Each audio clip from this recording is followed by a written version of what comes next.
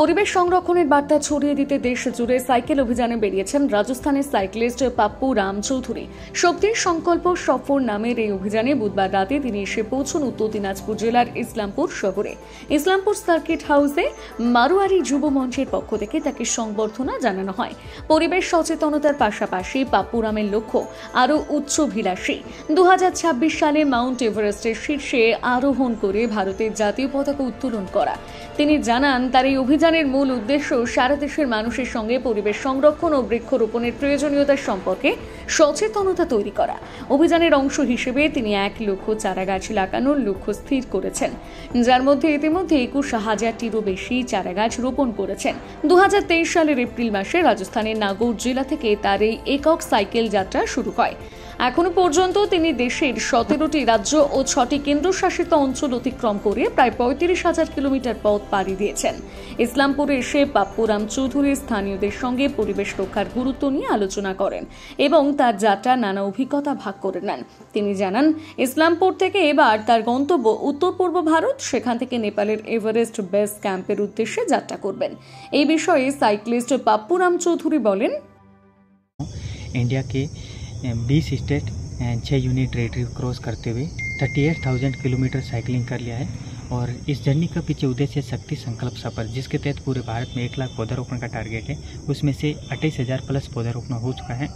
और इस जर्नी में इंडिया के मेन हाईएस्ट माउंटेन्स जो हिमालयाज़ के हाईएस्ट दर्रा है, वो 17 हाईएस्ट हिमालयाज़ दर्रे क्रॉस करते हुए थार रेगिस्तान का प्लस का 50 डिग्री टेम्परेचर और हिमालयाज़ का -50 डिग्री टेम्परेचर और वेस्टर्न घाट का फ्लड एरिया, इन सभी एरिया से इंडिया के पीक जो सीजन का क्लाइमेट होता है उसको क्रॉस करते हुए ये शक्ति संकल्प सफर की जर्नी कंटिन्यूस रही है।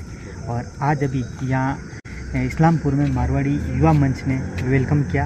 इनका बहुत बहुत धन्यवाद। Thank you so much sir. आपका उद्देश्य क्या है? शक्ति संकल्प सफर, जिसमें इन्वायरमेंट प्रोटेक्शन एंड प्रमोशन। बोलो कि कब चले थे आप? राजस्थान से कब चले थे? 25 अप्रैल 2023 को जर्नी शुरू। आज कितना दिन हुआ? अब 2.5 साल हो गए लगभग। 2.5 साल से चल रहे हैं। रास्ता में कोई तकलीफ या कोई असुविधा? सर सुविधा मतलब मारवाड़ी युवा मंच का हर जगह बहुत ही अच्छा सहयोग रहा है। साथ ही साथ ऐसी जगह जहाँ पर कहीं टेंट लगा कर रुकना हो, कहीं ऐसे वाइल्ड लाइफ सेंचुरी या ऐसा ऑर्बिट प्लेस क्रॉस करना हो जहाँ पर इंसान और इंसान की जात नज़र नहीं आता, वो भी क्षेत्र कवर किया है। দেশের মধ্যে দীর্ঘতম সাইকেল যাত্রার জন্য তিনি গিনেস ওয়ার্ল্ড রেকর্ড গড়ার লক্ষ্যে এগিয়ে চলেছেন।